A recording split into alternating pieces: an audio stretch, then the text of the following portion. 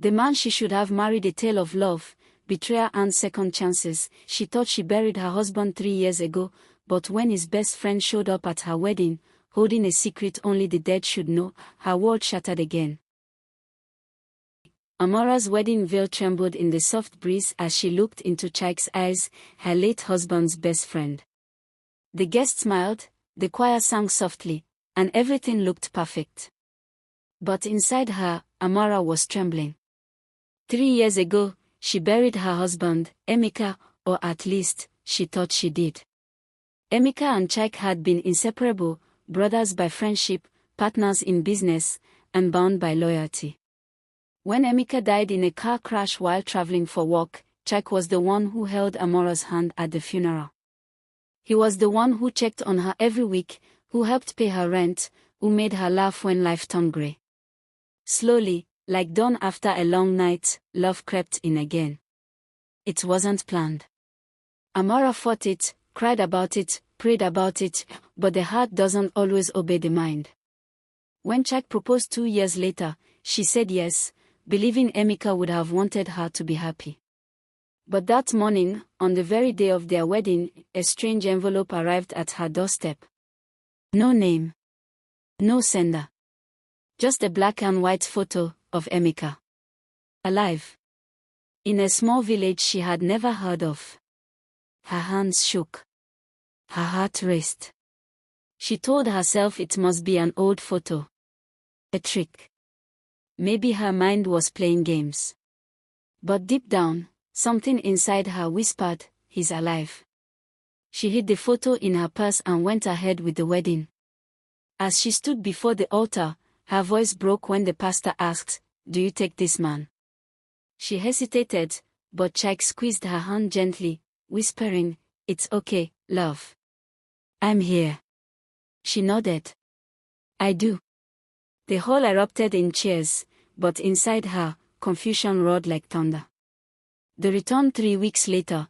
During their honeymoon in Ghana, Amara couldn't stop thinking about the photo.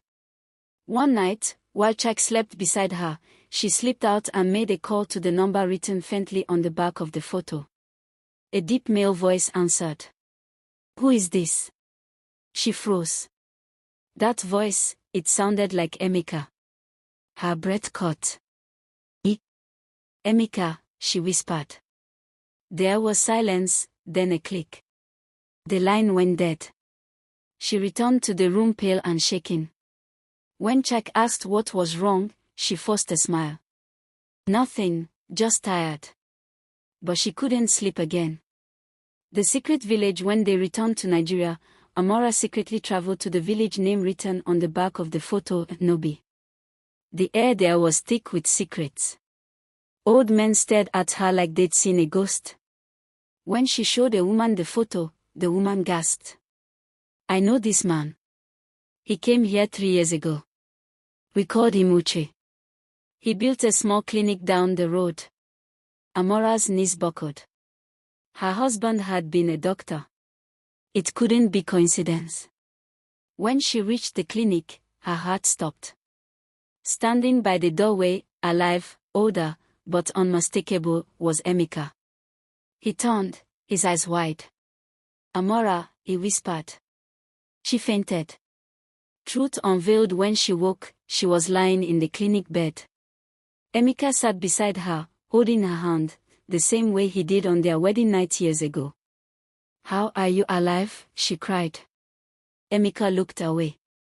"The crash was planned, Amara.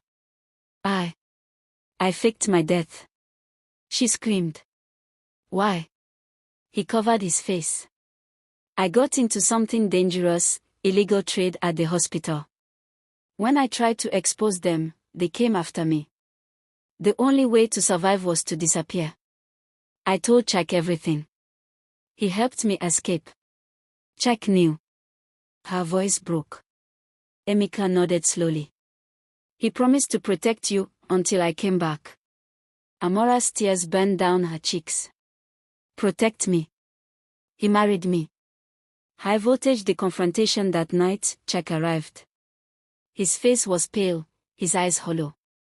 Amara stood between them, heart torn apart. You both lied to me, she shouted. Chike fell to his knees. Amara, I swear I never meant for this to happen. I thought Emeka was gone forever. When I didn't hear from him for 2 years, I fell in love with you. I tried to fight it. Emeka's voice was cold. You were supposed to protect her, not take her. I protected her from loneliness. Chike roared back. Do you know what it was like to see her cry every night? To watch her break. I loved her when you vanished. The room went silent. Amara looked at both men, one she thought was dead, one she thought she could trust. Both had broken her heart. The choice days passed. Amara stayed in a small guest house in the village, unable to face either of them. Chike visited, begging forgiveness. Emeka waited outside every day, hoping she'd return home. Finally, one night under a quiet moon, she walked to the river near the village. Both men were there, waiting. Emeka took a step forward. Amara, come back to me. Let's rebuild what we lost. Chike shook his head. No, let her choose freely. Amara looked at the river, its reflection trembling like her heart. I loved you both, she said softly. One taught me how to live. The other taught me how to survive. But I can't go back to the past, and I can't live on lies. She turned away from both men. I choose myself. And she walked into the night, free. 3 years later, Amara opened a foundation for widows and single mothers in Abuja. She called it New Dawn. One day, she received a letter, unsigned, but with familiar handwriting. Inside was a single note: you finally chose right. Love isn't about who we lose, it's about who we become after loss. She smiled through her tears. Moral lesson: true love doesn't always end in marriage, sometimes it ends in freedom, healing, and rediscovering yourself. For more inspiring and interesting stories, please like, share and subscribe to Unique African Tales channel.